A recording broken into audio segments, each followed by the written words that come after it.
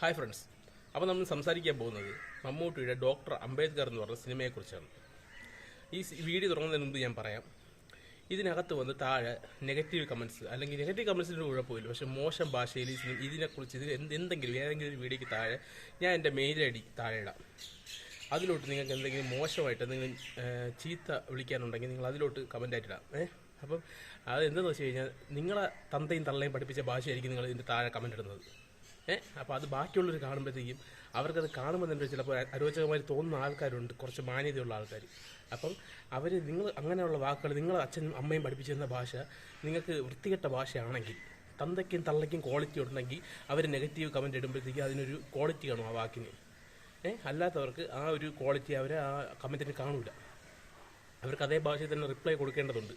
അപ്പോൾ എനിക്ക് ആ കമൻറ്റിന് റിപ്ലൈ കൊടുത്താൽ ഈ കമൻറ്റുകളെല്ലാം എൻ്റെ സബ്സ്ക്രൈബേഴ്സും കൂടെ കാണും. അപ്പം നിങ്ങൾ എന്ത് ചെയ്യണമെന്ന് വെച്ചാൽ ഞാൻ ഈ എൻ്റെ മെയിൽ ഐ ഡി താഴെ ഫസ്റ്റ് കമൻറ്റിൽ ഞാൻ പിൻ ചെയ്തിരിക്കാം.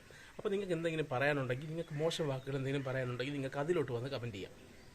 അപ്പോൾ നമ്മൾ ഇന്ന് വന്നിരിക്കുന്നത് എന്താണെന്ന് വെച്ച് കഴിഞ്ഞാൽ, ഞാൻ സ്വാഗതം ചെയ്യുകയാണ് എൻ്റെ മാന്യ സബ്സ്ക്രൈബേഴ്സിന്. അല്ലാതെ മാന്യത ഇല്ലാത്ത സബ്സ്ക്രൈബേഴ്സിന് ഇവിടെ നിന്ന് പോകാം. എനിക്ക് മാന്യത ഉള്ളവർക്ക് മാത്രമേ സംസാരിക്കേണ്ട ആവശ്യമുള്ളൂ. അപ്പം നമ്മൾ ഡോക്ടർ ബി.ആർ. അംബേദ്കർ എന്ന് പറയുന്ന സിനിമയിൽ ഒരു ചെറിയ വീഡിയോ ഇട്ടിട്ടുണ്ട്. അതിന് താഴെ വരുന്ന കമൻറ്റുകളൊക്കെ ഭയങ്കര മോശപ്പെട്ട കമൻറ്റുകളാണ്. അതിനകത്ത് വന്നിരിക്കുന്നത് ഇത് പരാജയപ്പെട്ട സിനിമയാണെന്നാണ്. അതെ, ഇത് പരാജയപ്പെട്ട സിനിമയാണ്. ഇത് ബോക്സ് ഓഫീസ് കളക്ഷൻ വെച്ച് നോക്കുമ്പോൾ ഇത് പരാജയപ്പെട്ട സിനിമയായിരിക്കാം. പക്ഷേ ഇത് ബോക്സ് ഓഫീസ് കളക്ഷന് വേണ്ടി ഇറക്കിയ സിനിമയല്ല. ഇത് ഇന്ത്യയുടെ യശസ് ഉയർത്താൻ വേണ്ടി ഇറക്കിയ ഒരു സിനിമയാണ്. Doctor BR. അംബേദ്കർ എന്ന് പറഞ്ഞാൽ നമ്മുടെ കോൺസ്റ്റിറ്റ്യുവൻസിയിലെ അല്ലെങ്കിൽ ഭരണഘടനയുടെ പിതാവ് എന്നറിയപ്പെടുന്ന ഒരാളാണ്. അപ്പോൾ പുള്ളിയുടെ ജീവിത ചരിത്രം മറ്റുള്ളവർ അറിയണം എന്നുള്ള ലക്ഷ്യത്തോടു കൂടി ഇറക്കിയ ഒരു സിനിമയാണ്. അത് ഇംഗ്ലീഷ് ഭാഷയിലാണ് ഈ സിനിമ ചിത്രീകരിച്ചിട്ടുള്ളത്. ഇംഗ്ലീഷ് ഭാഷയിൽ ചിത്രീകരിച്ചത് എന്താണെന്ന് വെച്ച് കഴിഞ്ഞാൽ, ലോകം മൊത്തം ഈ സിനിമ എത്തണം. മലയാളികളിലോ അല്ലെങ്കിൽ ബാക്കി ഹിന്ദിയിൽ ചിത്രീകരിച്ച് ഹിന്ദിക്കാരുടെ ഇടയിലോ മാത്രം, അല്ലെങ്കിൽ ഒരു സംസ്ഥാനത്തിലോ മാത്രം ഒതുങ്ങി തീരേണ്ട സിനിമയല്ല ഇത് രാജ്യമെമ്പാടും അറിയപ്പെടേണ്ട ഒരു ചരിത്രമാണെന്ന രീതിയിലാണ് അവർ ഇംഗ്ലീഷിൽ ഇത് ചിത്രീകരിച്ചത്. ഇംഗ്ലീഷിൽ ചിത്രീകരിച്ച സമയത്ത് ഈ സിനിമയിലെ ഡയറക്ടർ ഓർ പ്രൊഡ്യൂസർ രണ്ടുപേരും മമ്മൂട്ടി എന്ന സിനിമ നടൻ്റെ വീട്ടിൽ വന്നതിന് ശേഷം ഇതിൻ്റെ കഥ പറയുകയുണ്ടായി. അപ്പോൾ മമ്മൂട്ടി പറഞ്ഞാൽ എനിക്ക് പറ്റൂല, ഇങ്ങനത്തെ വേഷങ്ങളൊന്നും ചെയ്യാൻ പറ്റൂല, എനിക്ക് അംബേദ്കറിൻ്റെ ലുക്കില്ല എന്നൊക്കെയാണ്. അപ്പം ഡയറക്ടർ ഉടനെ തന്നെ രണ്ടുമൂന്ന് ഫോട്ടോ എടുത്ത് മമ്മൂട്ടിയെ കാണിക്കുകയുണ്ടായി. അപ്പോൾ അതിനകത്ത് കറക്റ്റ് മമ്മൂട്ടിയെ ആ ലുക്കിലോട്ട് മാറ്റിയ ഫോട്ടോകളാണ്. അപ്പോൾ ഇത് മമ്മൂട്ടി വീട്ടിൽ ഭാര്യയെ കാണിച്ചിട്ട് പറഞ്ഞ് കണ്ട അവരിങ്ങനെ ആക്കിയിരിക്കുന്നു എന്ന് പറഞ്ഞ് എന്നിട്ടും മമ്മൂട്ടി നിരസിച്ച് വിട്ട സിനിമയെ വീണ്ടും മമ്മൂട്ടി ഏറ്റെടുക്കുകയുണ്ടായി.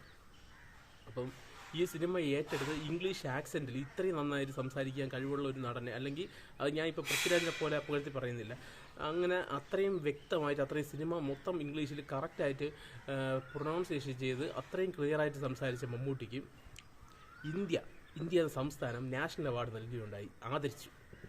ഈ ഒരു സിനിമയ്ക്ക് ഈ സിനിമ പൊട്ടിയ സിനിമയാണെന്നാണ് പറയുന്നത്. അപ്പോൾ നീയൊക്കെ പറയും പോലെ തന്നെ ഇപ്പോൾ ഇതിൽ പറയുന്ന എല്ലാ മോഹൻലാൽ ഫാൻസാണ് ഇതിനകത്ത് ഈ മമ്മൂട്ടിയുടെ ഡോക്ടർ ബി.ആർ. അംബേദ്കർ എന്ന് പറഞ്ഞ മൂവിയെ കുറ്റം പറഞ്ഞാലാണ്. എനിക്ക് വേറെ ഒരു സിനിമയെക്കുറിച്ച് കുറ്റം പറഞ്ഞാലും ഞാൻ ഇതിനകത്ത് ഇങ്ങനെ ഒരു വീഡിയോ ഇടാൻ പറ്റില്ല.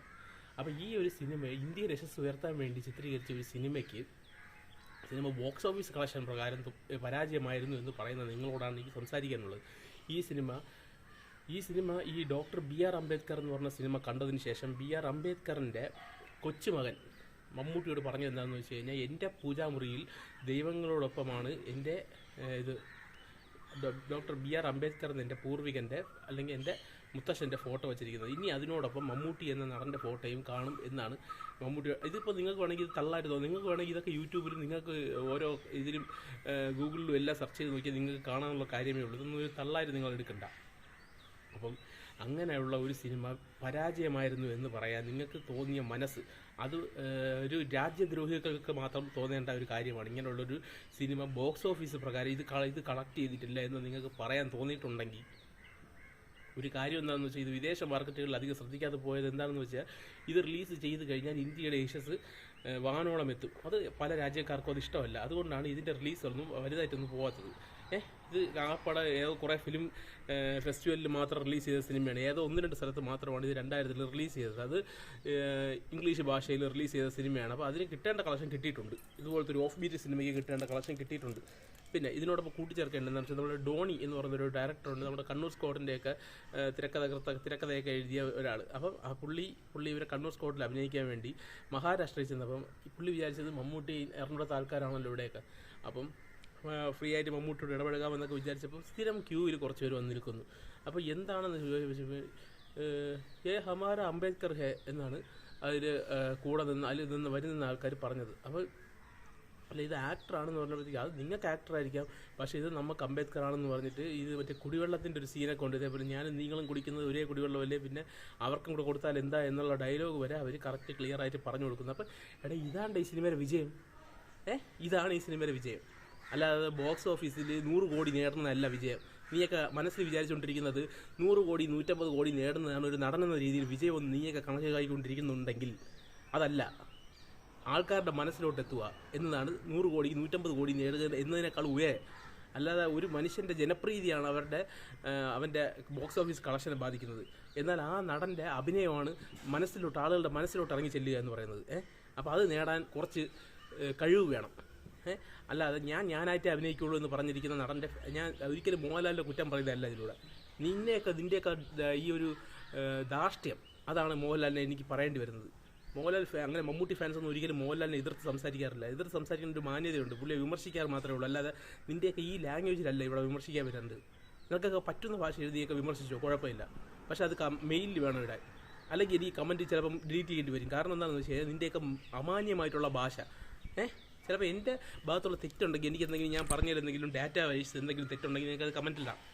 അല്ലാതെ നീയൊക്കെ സംസാരിക്കും നിൻ്റെയൊക്കെ ഭാഷ, നിൻ്റെയൊക്കെ വീട്ടിൽ നിൻ്റെ അച്ഛനും അമ്മയൊക്കെ പറഞ്ഞെന്ന ഭാഷകൾ നിങ്ങൾ കമൻറ്റിലിടുമ്പോൾ ശ്രദ്ധിക്കുക. നിങ്ങൾക്ക് ഫസ്റ്റ് കമൻറ്റായിട്ട് എൻ്റെ മെയിൽ ഐ ഡി ഇട്ടിട്ടുണ്ട്, അതിലോട്ട് മെയിലിടും, ഞാൻ റിപ്ലൈ തരാം. അല്ലാതെ എനിക്കും കൂടെ ഇതൊരു എൻ്റെ സബ്സ്ക്രൈബേഴ്സും കൂടെ ചിലപ്പം അവർക്ക് പോലും ചിലപ്പോൾ ഇതൊരു മാന്യമായിട്ട് തോന്നില്ല. ചിലപ്പോൾ ഞാനും ചിലപ്പോൾ എനിക്ക് അതിനനുസരിച്ച് റിപ്ലൈ കൊടുക്കേണ്ടി വരും ഇതുപോലുള്ള സാഹചര്യത്തിൽ.